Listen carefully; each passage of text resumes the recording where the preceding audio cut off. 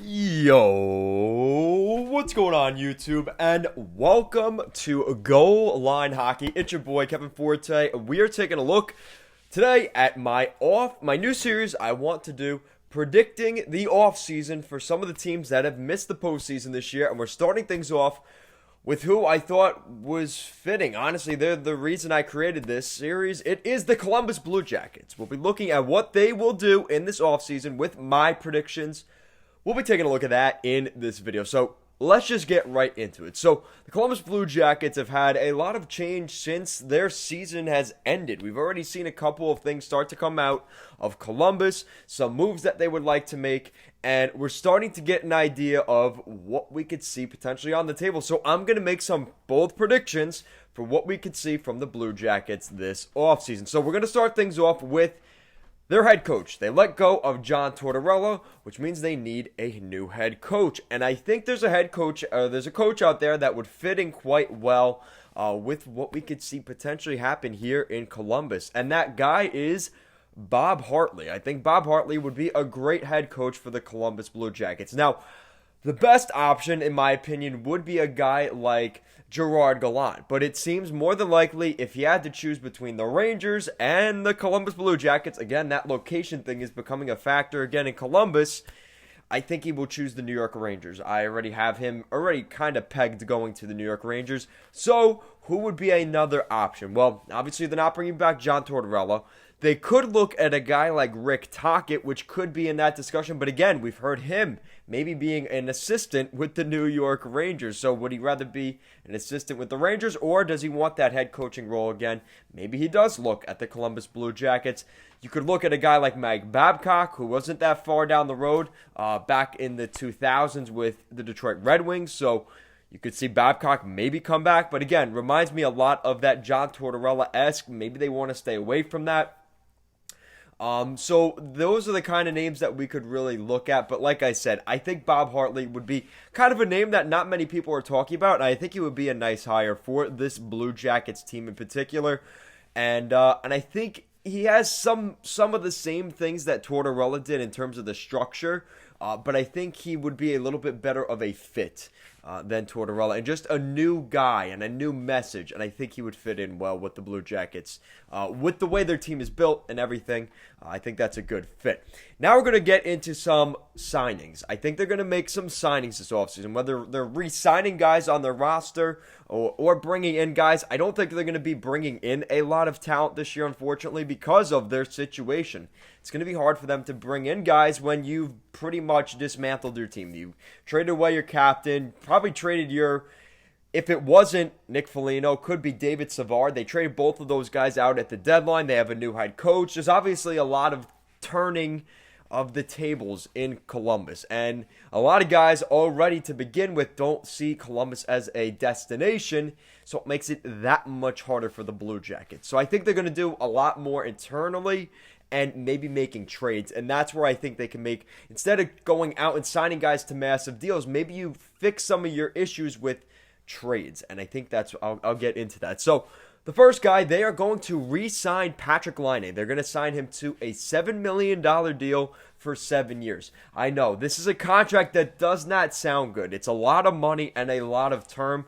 This is one of those things, though, where he's already in your system, and he did not work out well last year, let's be honest. And Patrik Laine is one of those guys, based off of what he said last week, how, again, there's the translation situation with what he said in Finland, but he was basically saying how he wants to get away from hockey. And now that makes things even more alarming if you want to sign him to a 7-year deal. Because what if he decides in the middle of next season, I don't want to play hockey anymore? And now you have to get rid of that contract. How does that work? So that's the kind of stuff that could be an issue. And if you're Columbus, you're looking for that star power, and you were hoping you were going to get that in Patrik Laine, I don't know. Now, they could trade him as well, but my prediction is I'm going to go with the safer bet that they are going to sign him to a long-term contract, and he's going to get the money. If he's going to get the money that he wants for the duration he wants, one of maybe 3 teams in the NHL would be willing to give Laine that, and one of those 3 teams probably would be the Columbus Blue Jackets. So I have Laine staying 7 years over $49 million over 7 years for Laine. I think that's a more than gracious offer by the Blue Jackets, and we'll see what happens with that. So we'll get more updates on that over the next couple weeks, I'm sure, but that's the first move. The second move, they re-signed Alex Texier. I think they're going to sign him to a bridge deal. Try and keep keep the salary cap low. They'll sign him to a 5-year deal. $25 million over that deal, so $5 million per season. I think that's another fair contract. Again, a bridge deal. He'll be 26 at the conclusion of that deal. He's walking right into unrestricted free agency, but we're seeing that as kind of the new pattern in today's NHL. And with the flat salary cap right now, Texier may decide, listen, I'm not going to get the money at my max right now. Get another 5 years, I'll be 26, going into my prime, and then I could decide, do I want to stay in Columbus or not? He could figure that all out in the next 5 years. So it's a good deal for Columbus. They could really get the most out of him in these 5 years at a pretty low cap hit. And then Texier could, kind of clean up on the back end, whether that's with Columbus or if he tests the free agent market in, when he turns 26 years old. They're going to make an extension to Seth Jones this offseason. He is the big guy they have to figure out this offseason. Yes, Laine is a big deal, Texier, of course, but Seth Jones is the big one. He's going to make $8.5 million per season for the next 8 years. And the reason I'm going up to 8.5 instead of leaving it at 8 is because this situation in Columbus, you really are going to have to entice Seth Jones, and it's going to cost you more money. And the Blue Jackets have the salary, and they are going to be able to sign Seth Jones at that deal, but they are going to have to give him max years and pretty much max him out in terms of per year salary. He's not going to find a much better deal than that. Could he find $9 million, say maybe in Arizona? But you could debate, is Arizona any better than Columbus? Maybe he does decide to do that. So that's the kind of thing that you have to look at. But you're not going to find many better deals than that 8.5 per year for maximum. And again, if he did go to Arizona, he'd only be able to get a 7-year deal and not the 8. That 8th year would be able, if Columbus were to re-sign him, they could give him that extra year. So that's something to keep an eye on. But I think Seth Jones will come back to Columbus. We've heard about trade talks and this and that, but at the end of the day, I think they're going to do everything in their power to re-sign Seth Jones this offseason. And if they don't, I wouldn't be surprised if around the training camp next year, if they don't have anything done, if they don't want to have that hanging over their head next season, don't be surprised if then we maybe hear about a Seth Jones trade. But throughout this entire summer, they have plenty of time to figure that out and get something done with Seth Jones. Max Domi will be traded by the Columbus Blue Jackets. He has one more year left on his contract. Things have been very, what's the word for it? Just terrible, quite honestly, for Max Domi in Columbus. He had a terrible season last year. I wouldn't be surprised if we see him get traded to the San Jose Sharks for a defenseman, Radim Šimik. Now, some San Jose Sharks fans out there may be saying, whoa, don't trade him. He's a good contract and he's a good defenseman. This is the risk that you run. This is a way they can maybe move out some salary. Max Domi will probably cost around the same as Radim Šimik. As sad as that is, I don't see Max Domi asking for a big contract next year. Now, the thing is here, too, we could see the Sharks make some moves of their own. So if they trade a guy like Timo Meier, I'm just throwing it out there, if they were to trade a guy like Timo Meier, Max Domi could be some sort of replacement to that. Now, obviously, I don't think he's as good as Timo Meier, but it's that same kind of player, that power forward that can get in front of the net, has the capability to score goals. But if they trade Timo Meier, this is a poor man's version of Timo Meier. And I hate to say that about Max Domi comparisons, but let's be honest, that's the truth. So if they want a guy for a little bit, they can add that forward punch.